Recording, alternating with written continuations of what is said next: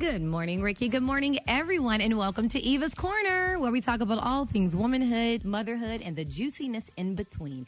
And today I want to talk about quilts and patches. So last night was the 72nd annual Emmy Award show. Yes, it was prime time.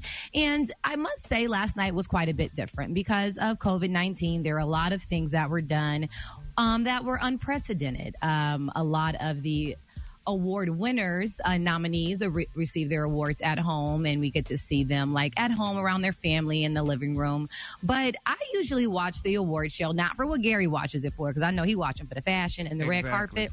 I know. But I watch it for the speeches specifically from the African-American nominees and winners, because we are so underrepresented across the board. And the words that are often spoken are some that are prophetic, and they just help carry us. So while I was very, very, very excited about Regina King, who won Outstanding Actress for Watchmen, and Zendaya for Euphoria, you know, Regina King wore a shirt. It was a Breonna Taylor shirt. And she used even that moment, receiving her award, to ignite her activism and use her platform. But I must say, out of all that won last night and all that was represented, Billy Porter's fabulous white outfit, honey, that Tyler Perry had the most iconic moment last night with a speech he said, and I can't even attempt to paraphrase it. I want to play it for you. I want to say a very special thank you to the Television Academy, to Matt Johnson, to everybody at Tyler Perry Studios and my foundation. This is amazing. I didn't expect to feel this way. When I was about 19 years old, I left home, and my grandmother, she gave me a quilt that she had made.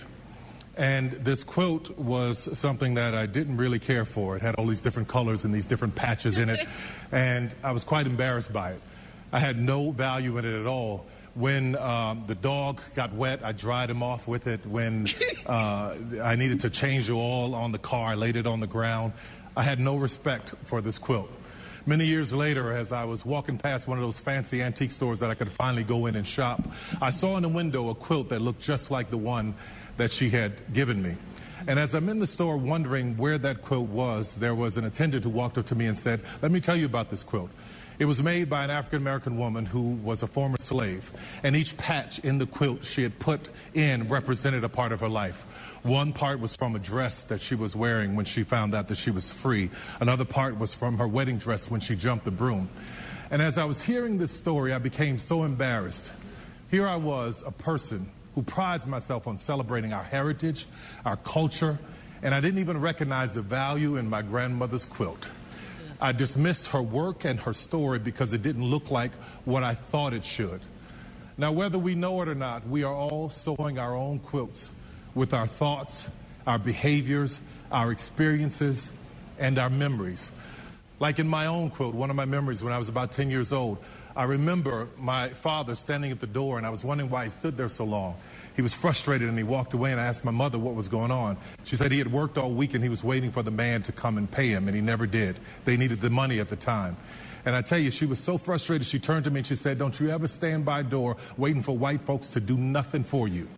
Now, you got to understand, my mother wasn't a racist. But in her quilt, she couldn't imagine a world where her son was not waiting by the door for someone. In her quilt, she couldn't imagine me actually building my own door and holding that door open for thousands of people.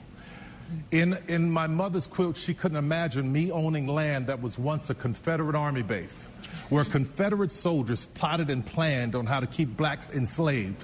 And now, on that very land, black people, white people, gay, straight, lesbian, transgender, ex-cons, Latin, Asian, all of us come together, working, all coming together to add patches to a quilt that is as diverse as it can be, diversity at its best. I stand here tonight to say thank you to all of the people who are celebrating and know the value of every patch and every story and every color that makes up this quilt that is our business, this quilt that is our lives, this quilt that is America. Because in my grandmother's quilt, there were no patches that represented black people on television. But in my quilt, her grandson is being celebrated by the Television Academy. I thank you for this. Wow. Nice. Wow. What do you even say after that, Ricky? Nice. The question is, what are you doing Come on now.